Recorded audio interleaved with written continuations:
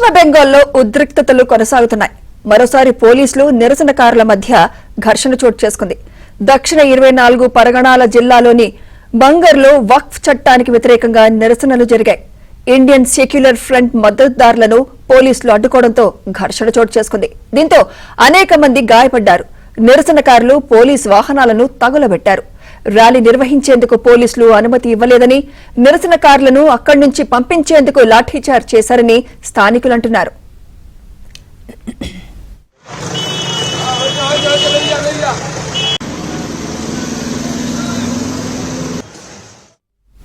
ఇటీవల వక్ఫ్ సవరణ చట్టానికి వ్యతిరేకంగా మాల్దా, ముర్షిదాబాద్ సౌత్, 24 పరగణాలు, హుగ్లీ జిల్లాలో నిరసనకారులు పెద్ద ఎత్తున ఆందోళనకు దిగారు. 110 మందికి పైగా అరెస్ట్ అయ్యారు. దాడుల్లో 3 ప్రాణాలు కోల్పోయారు. ఈ క్రమంలో రాష్ట్రంలో వక్ఫ్ చట్టాన్ని అమలు చేయబోమని సీఎం మమతా బెనర్జీ హామీ ఇచ్చారు. నిరసనలను విరమించుకోవాలని కోరారు. అయినప్పటికీ పరిస్థితి అదుపులోకి రావట్లేదు.